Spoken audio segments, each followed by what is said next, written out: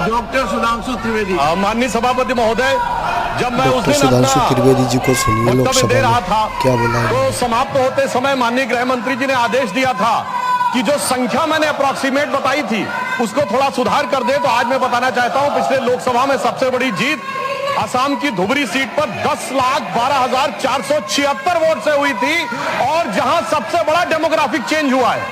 परंतु इस सुधार के साथ मैं कुछ निखार या विकार भी बताना चाहता हूं।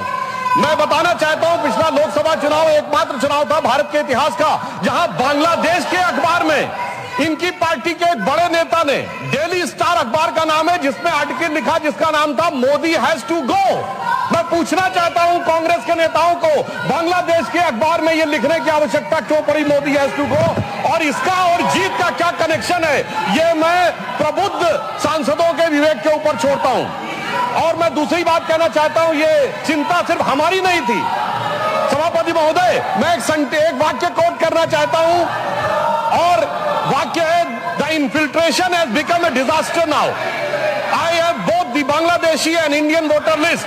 This is a very serious matter. I would like to know what would be when it would be discussed in the house. Sir आपको पता है किसने बोला था? ममता बनर्जी 4 अगस्त 2005 इसी भारत की संसद में बोला गया। अब बताइए, तब ये कहते थे और आज ये कर रहे हैं। इसे कहते हैं कि देख तेरे संसार की हालत क्या हो गई भगवान, कितना बदल गया इंसान। अब मैं यह भी कहना चाहता हूं, इसी भाव के अनुसार जो पूरे संसद का विचार था, जब माननीय गृह मंत्री जी सीए का विचार प्रस्ताव लाए तो उस समय पूरे देश में शाहीन बाग बनाने का प्रयास किया गया और नाना प्रकार के आरोप प्रत्यारोप लगाए गए कि अमुक को क्यों नहीं दिया जा रहा है, दूसरे को क्यों नहीं दिया जा रहा है। तो मैं बताना चाहता हूं, जो लोग हमसे उस समय पूछते थे कि सीए का लेजिस्लेशन जो होम मिनिस्ट्री लाई थी उसमें परसिक्यूशन क्यों नहीं दिख रहा था, तो मैं उनसे कहना चाहता हूं, अब तो कम से कम बांग्लादेश की घटनाओं के बाद माफी मांगनी चाहिए कि परसिक्यूशन नहीं दिखाई पड़ रहा था जिन लोगों को।